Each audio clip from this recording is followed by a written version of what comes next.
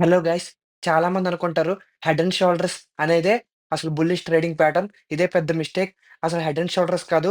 Inverted head and shoulders అనేదే bullying trading pattern. అయితే దీనికి చాలా మంచి టార్గెట్స్ ఉంటాయి. దీనిలో ఎలా ట్రేడ్ చేయాలో చెప్తాను వినండి. ఫస్ట్ దీనిలో 4 స్టేజెస్ ఉంటాయన్నమాట. ఆ స్టేజెస్‌లో ఐడెంటిఫై చేయాలి. ఫస్ట్‌ది లెఫ్ట్ షోల్డర్.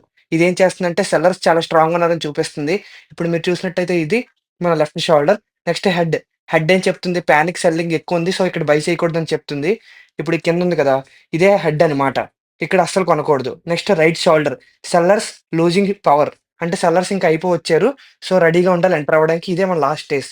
ఫైనల్‌గా neckline break, buyers take control. ఇప్పుడు ఇది ఉంది కదా! ఈ రెసిస్టెన్స్ బ్రేక్ అయితే అక్కడ మనం ఎంటర్ అవ్వాలన్నమాట ఒక గ్రీన్ క్యాండిల్ చూసి. అయితే ఇప్పుడు రూల్స్ ఏంటి? టార్గెట్ ఏంటి? ఎంట్రీ ఎంత? First entry strong close above the neck line. అంటే ఇప్పుడు ఈ రెసిస్టెన్స్ లైన్ గీసాను కదా! ఆ రెసిస్టెన్స్ లైన్ పైన బ్రేకౌట్ అయిందనుకోండి ఒక పెద్ద గ్రీన్ క్యాండిల్‌తో, ఆ గ్రీన్ క్యాండిల్ టాప్ దగ్గర ఎంటర్ అయితే బెస్ట్. ఎందుకంటే కన్ఫర్మేషన్ వస్తది. మరి స్టాప్ లాస్ ఎంత? Below right shoulder.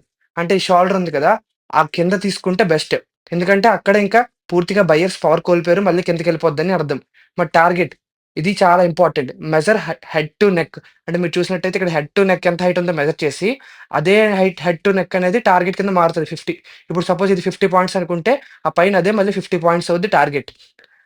సేమ్ అది ఈ కింద లోతెంతో చూసుకొని పైన రెసిస్టెన్స్‌కి అన్ని పాయింట్లు యాడ్ చేసుకోవడమే అంతే టార్గెట్. అంత ఈజీ అందులో ట్రేడ్ చేయడం. కంటెంట్ నచ్చితే like, share and subscribe to my channel.